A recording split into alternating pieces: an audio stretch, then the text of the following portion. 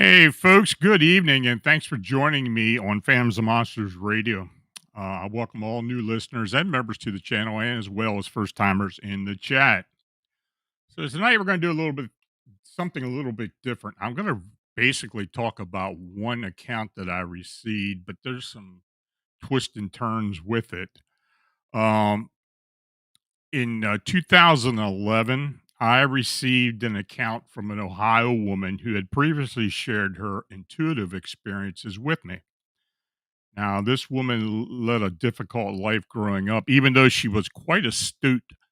Um, it was also obvious that the family dealt with a fair bit of dysfunction, as you'll hear as I go deeper into the story. Now, her parents, particularly her father, realized she possessed intuitive and psychic abilities. And in fact, I believe her father was also intuitive.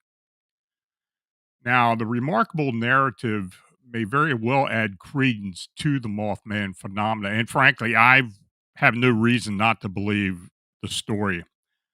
I've looked into it a lot, and it kind of covers all the bases. Now, I didn't edit the original text except for a few minor errors, and I realized that the allegory is a little bit hard to follow at certain spots, but I wanted to see the integrity of the experiencer's thoughts and emotions. So this account resulted in quite a bit of feedback. Also, several listeners to this show have asked me to read this account. So, that being said, let's go ahead and get started with the show.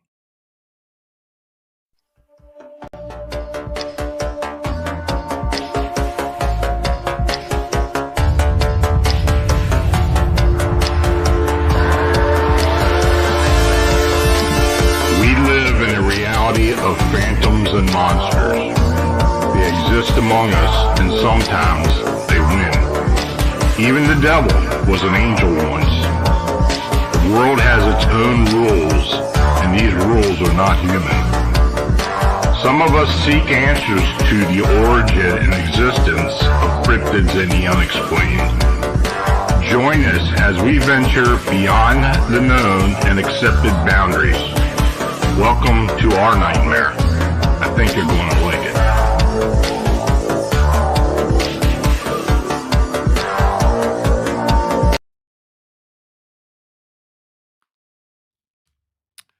Well, I'm back. So, before I go any further, I want to mention that the channel was made possible by you clicking on the subscribe and like buttons and by you sharing our programming. Now, if you're watching on YouTube, super chat and super thanks donations are appreciated. You can click the dollar icon located below the chat box. And the buy me a coffee and other donation links are also shown in the description. Now, thanks for your consideration. Now, your comments are always welcomed. Tell me which accounts you found interesting in the presentation or suggestions for upcoming shows. I want to thank our chat moderators, Bernadette, Marla, Thomas, and Mike, and for their commitment to me in the channel, as well as I want to acknowledge Christina and Kevin at Elevate Souls Productions. Now, if you're in the chat and have a question, please use all caps, and I'll try to get to each one after the presentation. So, the experiencer DR, and that's what I'm going to refer to her as, writes to me. She told me, in 1967, 2 weeks before the collapse of the Silver Bridge in Point Pleasant, West Virginia, a phone call came to our house south of Lancaster, Ohio. It was from Dad's friends in southwestern West Virginia. Someone else in in our house answered the phone because my dad was busy watching the evening news. So he yelled to whoever answered it to ask them what they wanted. The answer was that they had some trouble over in West Virginia and needed Dad to come down. Now, he asked what the trouble was, and the person on the other end said it was a big bird. Well, we had just seen a story about this on the news, and the anchor who reported it laughed about it. And they're talking about the Mothman at Point Pleasant. Dad laughed and said that it was a good one and to tell the person this and then hang up. Well, a short time after, the phone rang again. This was when a long distance call cost an arm and a leg. So dad asked what was going on. And again, it was that they had this big bird that had done some damage and they needed help to hunt it down. He took the phone call. Then we all heard him saying, "All my guns and all my ammunition." What the heck is going on down there? There were a couple of okays, and then I heard him ask why this man's daughter needed to talk to me. I was explained it was explained to me that this youngest girl I had what they thought was an imaginary friend, but asking to talk to me was a good sign that she was coming out of this mentally and emotionally and I was to play along. It was supposed to be for her own good. Now I was 10 years old and she was maybe a few months behind me. I got on the phone and she asked if this was in my name and I said yes. I asked what her name was and she said what it was, and I met her once before and she was very introverted and really didn't mix with us. She showed us some rocks and bugs, but didn't really get involved into getting to know us. That's why I was shocked that this girl asked for me by name. I told her I had a good memory, and she said it wasn't her memory that got my name from. And I thought, okay, she's a bit touched, as they say. I asked where she got my name to ask for me, and she said it was her friend who was a man, but wasn't a man. I said, okay, who is this friend and what does he want from me? She began to relate that while talking one day, he told her my name and said he wanted her to contact me and asked me to come down there to talk to him. I said I'd have to talk to my parents first. I got off the phone and dad wanted to know what was up with this girl. I said there was no way she knew my name. He asked where she got it then, and I told him that, and he got a little alarmed and called their house to ask some questions about this man that wasn't a man and who he might be. Now, they assured him that it wasn't anyone near them as they were out in the quiet country road with only a few neighbors. She said this friend of hers wasn't one of them. They checked the woods where she said she had met him and never found any footprints or signs that anyone had been there with her. So, because this was urgent, we packed up quickly and headed down there from central Ohio. Now, we drove down there. So, while we waited in line to cross the Silver Bridge from the Ohio side to Point Pleasant, West Virginia, I was watching a crossbeam on the top of this bridge on our side of the river swing back and forth as if it was not attached to one end. The bridge clanged and made all sorts of racket when a car was crossing it. My parents could tell that I was becoming very nervous, so I was told just to sit back and relax. I felt my eyes getting heavy, like I was slipping right into a comfortable rest. Now, the next thing I knew, I heard screaming and found myself horizontally above my brothers, clawing at the window, screaming to be let out because the bridge was going into the river. Alarmed, my dad pulled the car out of line and parked on the side of the road. He asked me when this was going to happen. I told him that I had to rest. I was exhausted. So I sat back and slipped once again into a relaxed state. And again, I found myself across from my brothers with my siblings holding my legs and ankles to keep me from going out the window. I realized I was screaming again and clawing at the window. I snapped to attention. I asked what was going on, and they all said that I had been okay, and then suddenly lunged for the window to claw my way out while screaming hard. My mom and my siblings were upset by my reactions. Dad, on the other hand, told them to hush while he walked me through what I was seeing. I told him that I was in a vehicle and it was falling off that bridge into the river below, and I saw every inch of the fall to the water and even below the water's surface. I was horrified when I was it was slow enough for me to see all this clearly. Now, Dad asked if we'd get across okay that day and when we were supposed to go back home. I searched my mind and saw it was okay to cross. He had me tell him what would cause the bridge to fall. When he heard what I had seen in my mind, he was utterly horrified.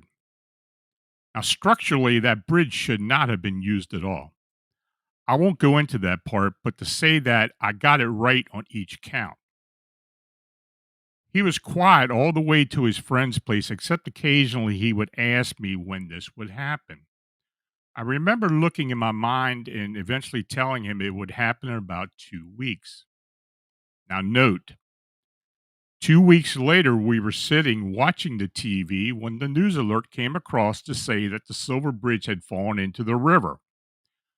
Mom got a calendar right away and checked it to make sure how long it had been. She cried a bit and then asked me to come over to her. She held me tighter than I ever remember previously or since. I'd forgotten all about what happened 2 weeks prior because it was traumatic, not just for my vision, but for what happened at the people's house. So, by the way, Lon, I hope this helps others, but I can't have identifying information coming back to me about this for certain reasons. So, I will continue. Now, we drove a long time before arriving, and Dad went in to talk to these people as we set up our tent to sleep outside. The man came out and said to put it away because we wouldn't want to be sleeping out there with the troubles they have had there. It didn't make any sense to any of us how the big bird could be scaring these peoples that bad, but they were scared badly. While the adults got the lowdown, we kids went up into the woods to take care of the imaginary friend thing.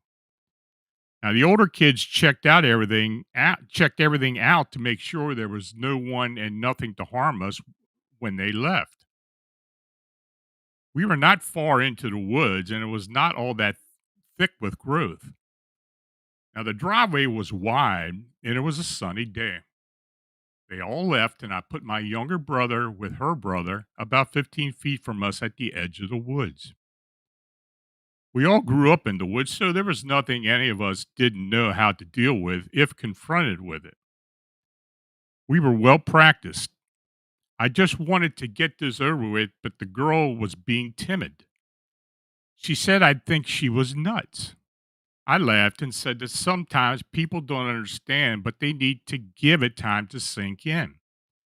I gained her confidence and she opened up to me.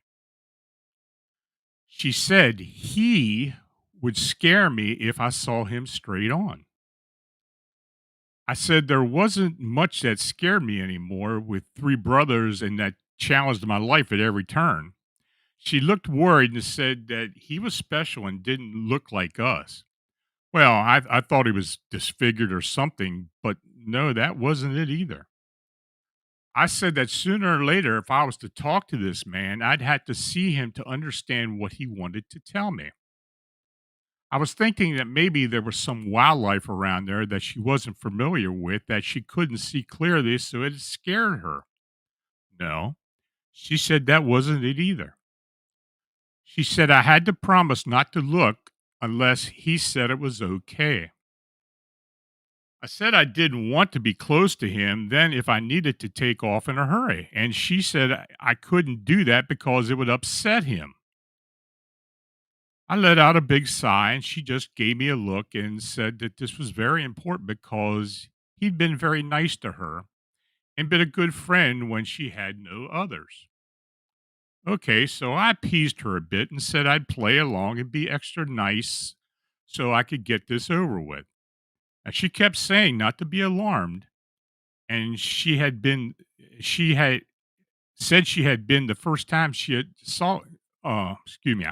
She said, kept saying not to be alarmed, and she said had been the first time she saw him. She said he was very big, and I was thinking she must have lost her mind. I saw movement, and there was something looking like a very tall, spindly marionette up against up next to these skinny tall trees. I asked her how she and her siblings had accomplished that. I was laughing, but she was looking at me like she had no idea what I was talking about. Then it walked out of the trees without any visible support.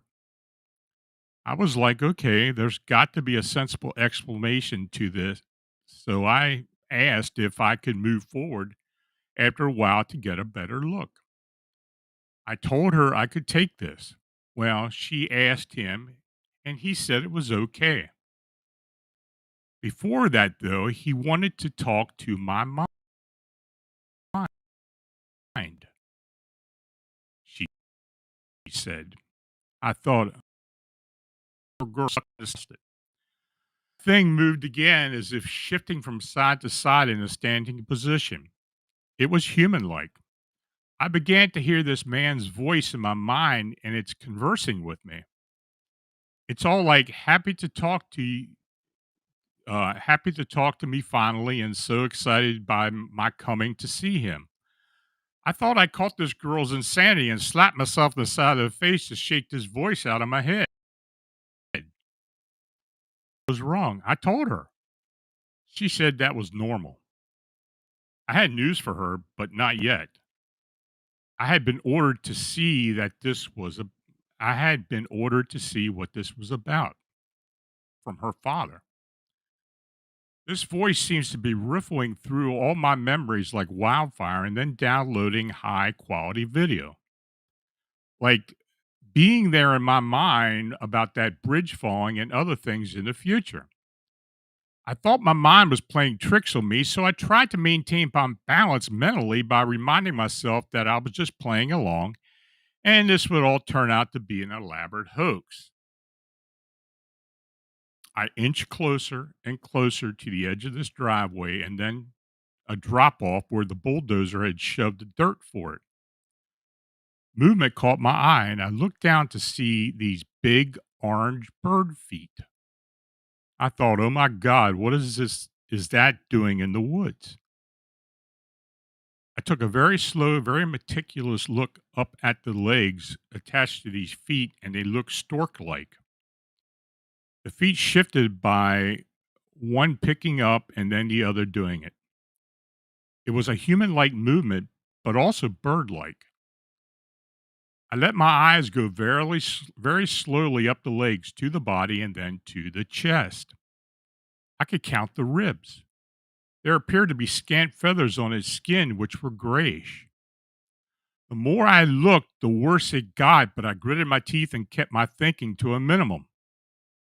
I looked at these wings folded behind their back, but out a bit to the side. I could see through them a bit, but they looked leathery and stretchy. I looked at the shoulders, which in truth were topped with sharp bumps, which I realized were from the wings being folded behind its body. I inadvertently got a good look at its head, and a wave of revulsion hit me. I said I was going to just back up slowly to get a better look from a distance. I think it picked up on my fear, and I heard it in my mind again. It was upset that I feared it. I explained with my mind, crazy as that sounds, just thinking I'd seen some people who were disfigured in my time, and this was scary too. I just have to get used to it. I did want to get out of there with my life unscathed. This was nuts. This thing wanted to chat with me. I suddenly had to go to the bathroom badly, and I told the girl this, and she said we'd have to go to the house. He told her, and I heard it too, that he knew I was scared and he was very upset. Then he got into a part of my mind that showed what I went through at home and somewhere else. a big building in a big city that I didn't remember except in bits. He was livid at me seeing the entire breadth of whatever that was about. I told them both out loud that this wasn't right for this girl or I to be talking to him. He said his kind didn't want any of them mixing with us because it was dangerous for them. He'd show me where they were from, and it wasn't this planet. It was I was feeling dizzy, and my brother saw me stagger a bit. I said I had to go, and this girl had to help me down to the house. So we were going to leave now, and she and I were about to be in big trouble because I wasn't allowed to keep such a secret. I got out of the woods okay and got up against their garage and wet myself. Then I felt like I was losing control of my body and was shaking all over. My brother went and got dad. I told him to stay close to the garage because it was out there somewhere and it was huge. He thought I was nuts, but I told him sternly that this man that wasn't a man was a huge creature with wings and big orange feet. He laughed and I said, "I'm not joking. We must get into the house." We all got into the house, and the girl was livid with me for telling my dad because I wasn't supposed to tell, and now the man was angry with her. My head hurt badly. The adults got their guns out. Phone calls were made in a short order. Men with guns and pickups and cars came flying into the driveway. Dad wouldn't allow me to tell mom or anyone else what I had seen. No one. I wanted to cry, but I felt stunned, shocked, and scared. They got me cleaned up, and we all sat trying to be quiet. We tried to listen what was going on. That was an awful experience. The men went into the woods, leaving the women with guns. They soon came back as it was almost dark. We began to see these huge stick looking figures darting past the picture window out front and then the back window and the door, the kitchen door and windows. There were more than one of them. All the guns got loaded and we were put into the middle of the house. There was clawing on the roof, sidings, and windows. This went on for hours, and I finally just went to sleep. I was hot and probably in shock, so I just went to sleep. Everything eventually went quiet, and it stayed that way for hours. I woke up needing to go to the bathroom. There was a window, so someone had to stand there with a gun as I went. Something came to the window and began to claw at it. But then I didn't know what this was or why it was happening. I was given a magazine and put my whole mind on it and read. When I did this, something stopped outside, or everything stopped outside. I got tired and quit doing that while wondering what was going on, and it began all over again. We could all hear the tin being torn off the roof. I went back to sleep and everything was quiet, and the rest of what was left of the night. So the next day we packed up and started home. Dad asked before we got to the bridge if we'd be okay crossing it. I looked into my mind and saw it was okay. They wanted they wanted to know this repeatedly. I was sure. On the Ohio side of the river, my brothers and sisters began to talk about what was going on. Something big swooped down at the car and began to claw at it. This happened off and on all the way home. We could hear this thing holding on to the top of the car. Now, once home, I was sent to my room and told to go to sleep. Well, I didn't. I was listening to what they were saying downstairs. One of my brothers ran downstairs and said there was noise on the roof. Dad told him to go outside and look to see what it was. My brother returned pale looking and said it was a huge bird like thing with glowing red eyes. Dad said that wasn't funny. My brother said he knew it wasn't, but was true. Dad went out, and sure enough, he came back to say, yes, it was true. They were all upset, and I was up under the roof that had been being torn off. My family was watching shingles coming down through the air and landing on the ground out front and back. They got the guns out, and I was told to lay down and go to sleep. It was okay for a while, but then it started again. My brother came to me and said to look out my window. He told me to look at those little red glowing lights outside. They were eyes. I could see huge spindly wings out there walking around on the ground. It was like they were there on their elbows. It was creepy. Dad took a gun out, and then I heard him yell at me saying they were going to hurt him if I didn't tell them what he had never, that I, excuse me, this is a little complicated. Dad took a gun out, and then I heard him yell at me saying that they were going to hurt him if I didn't tell them that he had never hurt me. I said I wasn't allowed to tell lies, and he asked me nicely to be nice for him. So I did. I told them I was okay, and I was with my siblings who were older and took care of me. He was scared, and he couldn't even see several of them out there near him. We saw him back slowly into the doorway. I felt they were in my mind asking what I wanted most in life. I remember thinking I just wanted to run around and have fun like other kids did. I did go to sleep. I went to sleep, and it was quiet until about 2 a.m. I woke up to the sound of my older brother's voice asking what we were doing outside with those things and what they were. How did I get outside? My younger brother was behind me. We were running through what I thought was a tunnel on the lawn. I woke up more and saw it was these things lined up with their wings arched over like a tunnel, and we had been running through them. I was horrified, and our older brother saw this. He said dad had sent him out, and my dad was hanging out the window telling us quietly it was okay, we weren't in trouble, but we should come in because it's late. The older brother said dad was really scared to come outside because those things wanted to hurt him. I asked how he could tell. He laughed a little and said he'd never seen him like this before, and said he'd woken up and asked to go out and get us back into the house. We both dropped our jaws and said, "He asked you?" We went inside and went right to bed before we got beat for it. We never did, and the next day it was like no one wanted to talk about it. Now, my younger brother kept asking what those things were, and it wasn't funny that dad was so scared of them. My head started to hurt.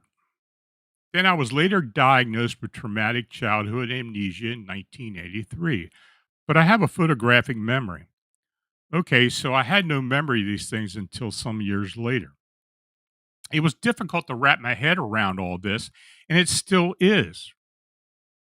Earlier this year, at the end of February 2011, I started to again hear the voice of these things in my mind. It showed me ripples in a pond. I didn't know what that was supposed to be for, and I was busy working, so I pushed it out of my mind. Now, my mind was being pulled to Middletown, Ohio on the map. I thought, okay, what's this about? Spit it out. I'm busy these days. No explanation. This continued and still is happening even now. I was looking at other things about archaeology, and up comes information about the Thunderbird, dragons, snakes, and how it applies to Native American culture. Now, I am Shawnee and a direct descendant of Tecumseh.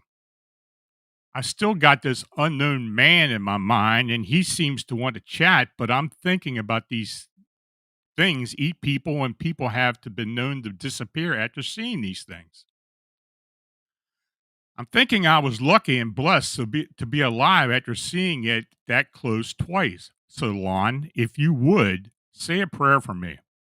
I'm still very busy with work, photography for home inspections and craft work I have at home. Still, from time to time, this voice is in my mind.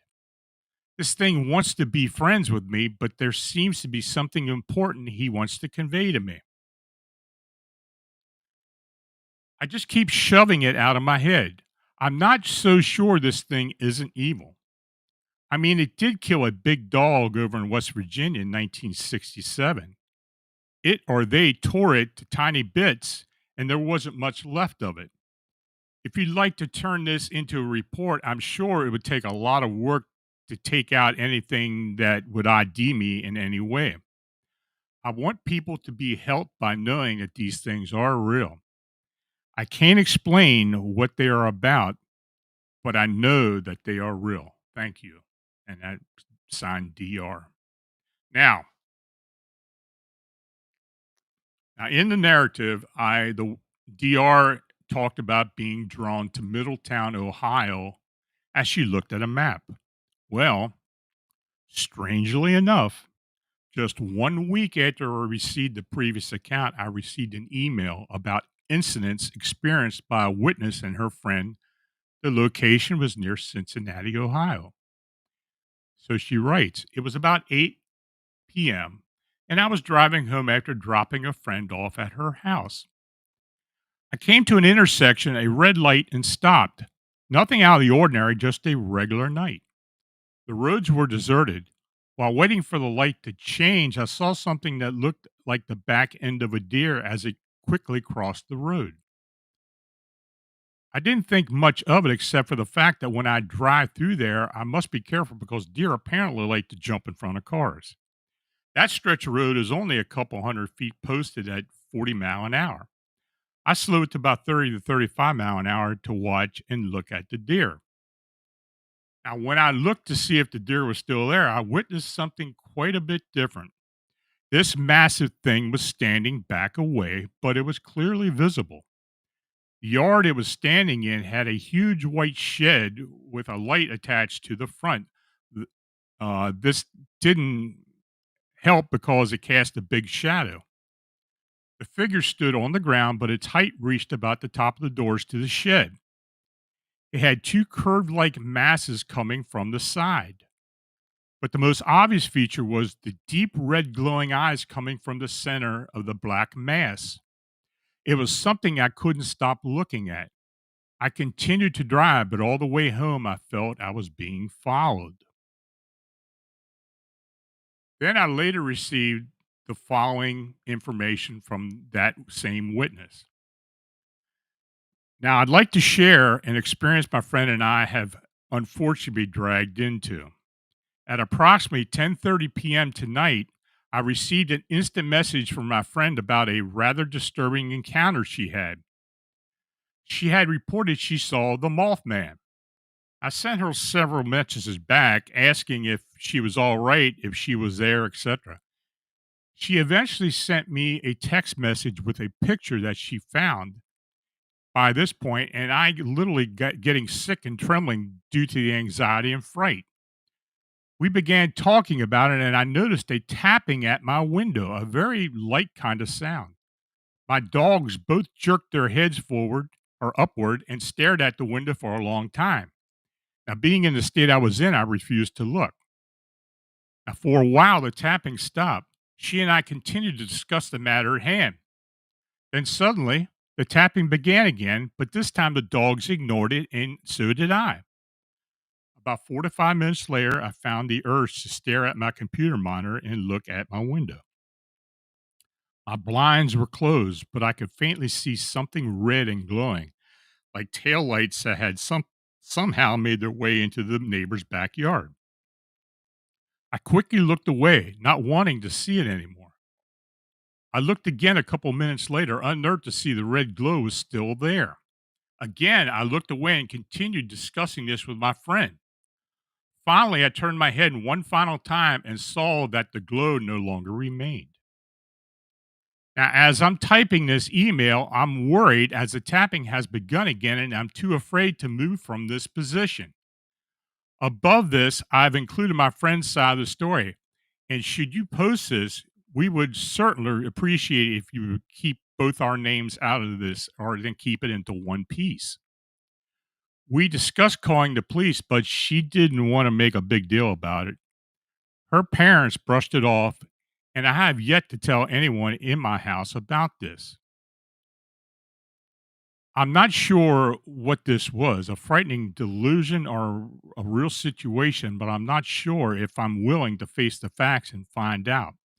Thanks for your time. Now, by that time, I hadn't even received a specific location from this witness, other than it was close to Cincinnati. But I did receive another update later, and she states, "Well, both my friend and I live in Middletown, Ohio.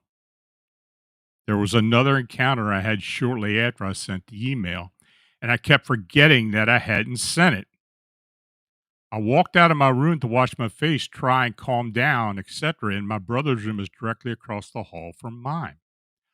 I looked straight ahead and was looking right through the window of his room. I stared at it for a while, feeling kind of cold and then feeling really scared, and I finally pulled my eyes away and went about my business. When I came out of my bathroom, I didn't look in the direction of his room. Now, my friend reported that what she saw was more oblique shaped eyes and looked kind of angry, while mine had large round eyes and seemed kind of curious or something. Now, sorry I didn't include this in the original message. Like I said, this happened after I sent the email, and I kept assuming I had included it when I hadn't. Other than the weird sightings, there wasn't any strange activity that I can recall. Now, that was the last of what I heard from her. And by the way, the original experiencer, DR, never contacted me after 2013. We had talked on previous occasions about a lot of different things, and I knew she was intuitive, but I haven't been able to get a hold of her. I did try to reach her for over a decade without success. And to be honest, I have this nagging sensation that she may succumb to her abilities and her past somehow. I don't know. That's just the way I feel. But I just hope that that didn't occur. So, folks, that's the account. If you have any questions, please feel to put them up there.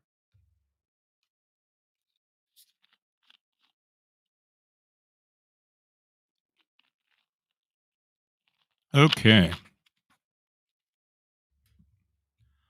Laurie Sue Cragen Clammett. As I recall, Mothman was seen prior as an ominous warding of sorts. Well, yeah, uh, the harbinger theory or the portent of doom theory. Of course, when the Silver Bridge collapsed, everybody was saying as an excuse, "Look, you had 46 people die just before Christmas. You're in a small town. You're looking for excuses as to why it happened." And since someone later, after the fact, stated that they saw the Mothman flying or on the top of the bridge before the collapse, they thought that this was a harbinger of some type. And there have been other accounts of related to harbingers involved with winged humanoids and Mothman. Of course, John Keel played this all up, and as part of the Mothman prophecies. How much it is really related to what really happened, I don't know, but that is the overwhelming theory that a lot of people have. Jacques Leconte, why did they try and kill these creatures? I don't know. You'd had to ask them, but I have no idea.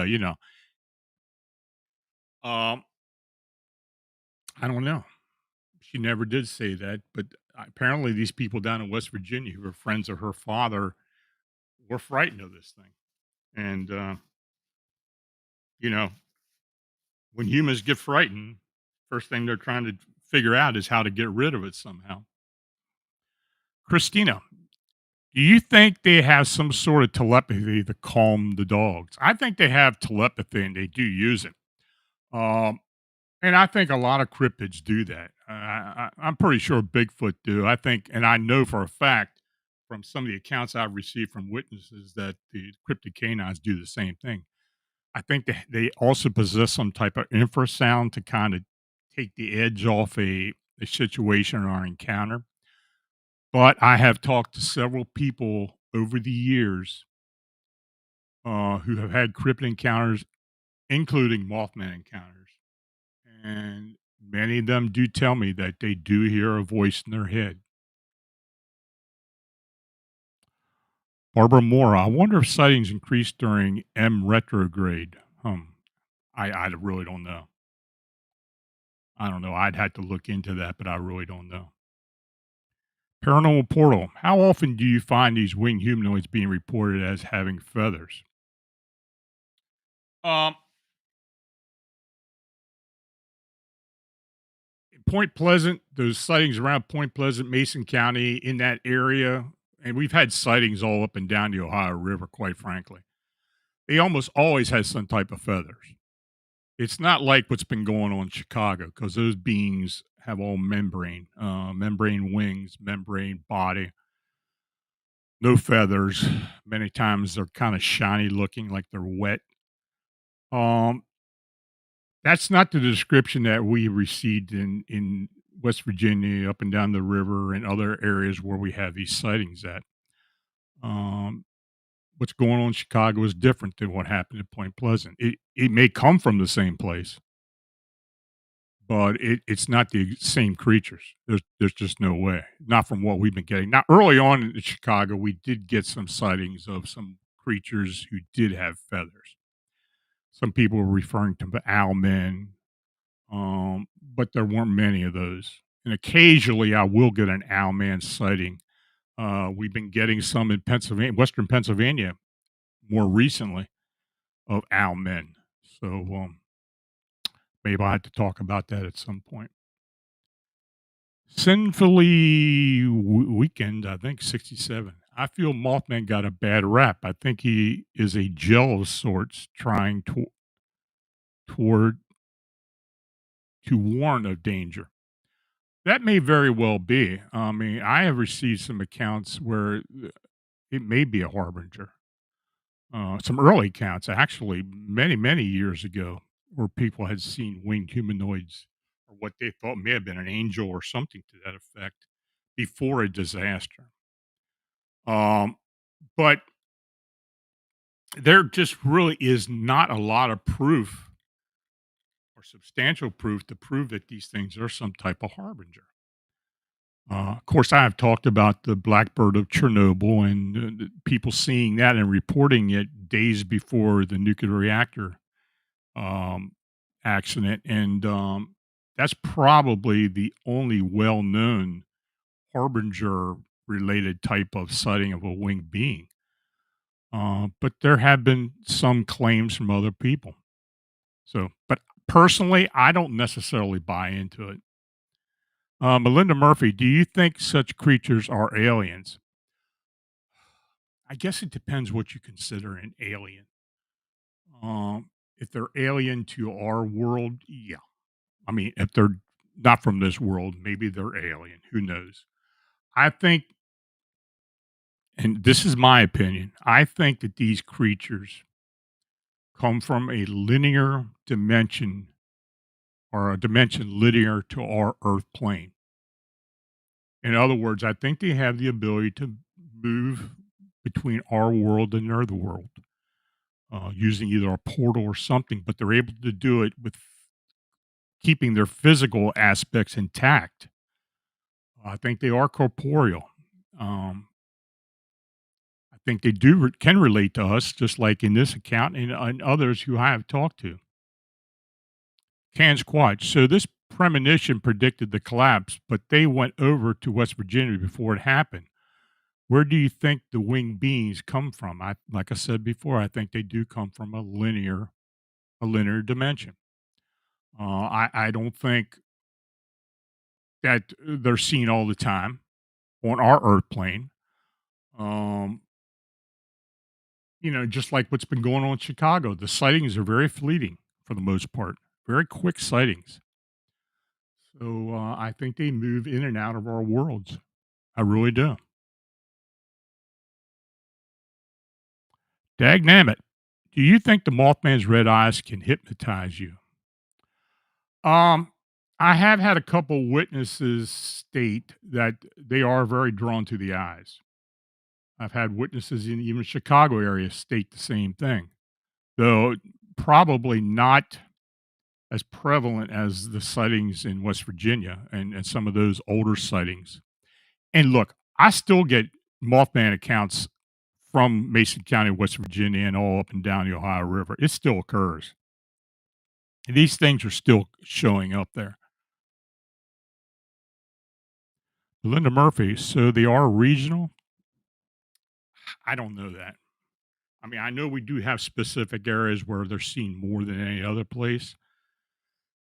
Are they regional? I guess in that respect they are. But quite frankly, I've had winged humanoid sightings all over the world.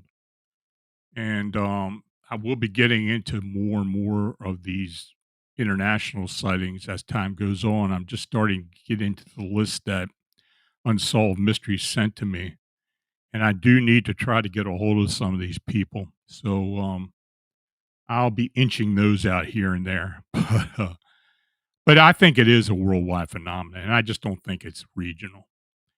Kevin Emery, could they use echolocation for navigation? I've had people ask me that before, just like a bat. Um, yeah, I think it's possible, but quite frankly, I haven't really received any evidence or any testimony or anecdotal testimony from any of the witnesses making that seem like something that they do possess. Though there have been many times when they do make a clicking sound. Um, Especially the sightings we had just west of the airport in Bensenville, Illinois. Many of those sightings include clicking noises from these creatures. So, was that some type of echo bilocation type of phenomena? I guess it's absolutely possible. Mary Mother Trucker, do you ever hear of sea creatures from people? Yes, I do. And I have talked about sea creatures many times on my videos. And since I'm on this network now, I will try to do some more and as they come my way. And look, for those folks who are sending super chat and donations, I do appreciate it very much. I can't get them directly from here. I had to do it on my phone, but if you have given, I do appreciate it. Mike Bothwell, Lon, what is your opinion on the octopus theory being aliens? There, over the years there have been these sightings of these so-called hovering or flying octopus or octopi or whatever you want to call them. I don't know. I've received some of those myself. As to what they are, I don't know. You know, there have been theories that squid and octopus or octopi are probably as near to any alien creature we have on this earth. I don't know if that's true or not, but there have been statements to that effect, so maybe they are aliens. Tess Jordan. Maybe they're time benders coming to observe disasters. Um, Maybe. Yeah, I mean that's a plausible theory. I mean, maybe they can tell something's going to happen, or it's something they see into the future, or some type of time travel back from the future where they can, they're coming onto our plane to witness something. Now, I can't say anything in the Chicago area has had anything related to them being here in some type of disaster because we just can't find anything or anything that's related to the sightings.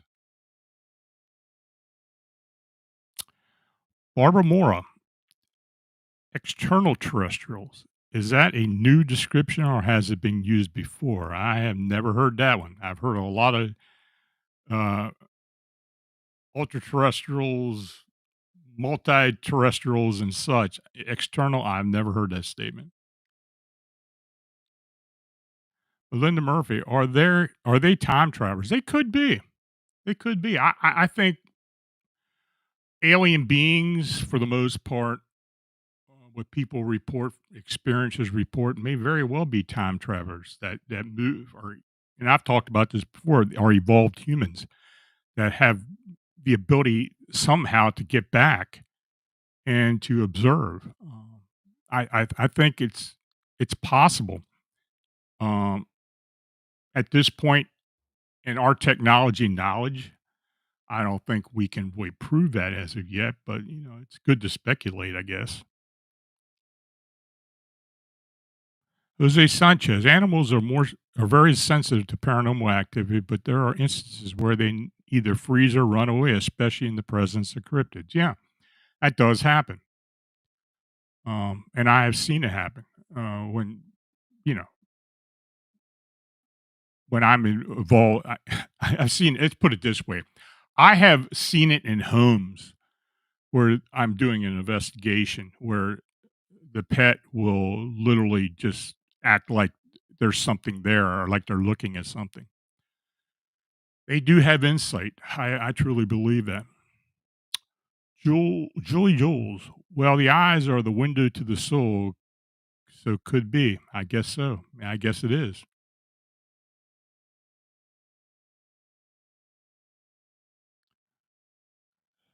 Now I feel guilty ingesting calamari.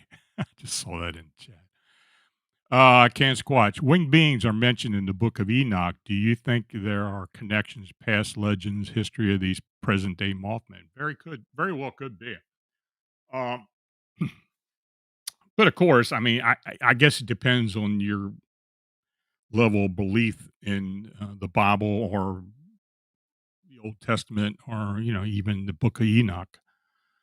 Um, they've talked about the Watchers. They talked, which are supposedly angels, but could be winged humanoids or even extraterrestrial. They talk about the Anunnaki having wings. I think there's a connection somehow, though I don't think we really even got close to figuring out what the connection actually is. Laurie Sue Cragen claimant. Just today, new sighting over the Jersey coast have been reported. Objects exiting the ocean several at a time. Do not are unable to do this, so it's been intriguing to see the videos of this. Well, these um these underwater sightings of unidentified craft have been known to happen. I mean, the Atlantic Ocean is well known for seeing a lot of this. Even over off of Santa Barbara, there have been reports of those on the West Coast.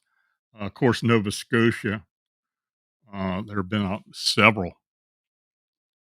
sightings. Many times, people do see lights. I have had several encounter reports written to me about underwater craft. I even have a couple Coast Guard related sightings. So, and I have talked about those in the past, but maybe I'll go back and look into it again. Jacques LeConte, do you think ETs are interdimensional or interstellar, Lon? I don't think they're interstellar. I think they're interdimensional to a degree, but I think they use wormhole technology of some type where they can kind of bend space and time, move within possible universes, move within dimensions. But the whole UFO interstellar travel thing, I have questions about that. I just don't necessarily believe that's the case, but that's just my opinion. Y'all keeping Christine busy tonight. Okay. Well, folks, I want to thank you for coming in tonight and for watching and chatting. And if you did donate, it's truly appreciated. Your support is what makes all this possible. Please like, subscribe, and share. Now, if you have a sighting or encounter report that you'd like to be considered for this personal report show or post on Fams and Monsters, feel free to contact me at Lon Strickler at phantomsandmonsters.com. Until next week, and next week I will have an interview guest. Rissa Miller will be joining me. Rissa and I have done an investigation together locally, and we have she is now on the team. She is now on the Fams Monsters 14 research team. So she will be joining me next week. We will be talking about the Yorktown Hotel investigation that we were involved with back in June. And then she will return 3 weeks after that, and we'll talk about something else that we have deep interest in, some connectivity about. So until next weekend, you have a nice. Until next week, next Friday night, you have a nice weekend. Stay safe, and we will talk soon. Take care.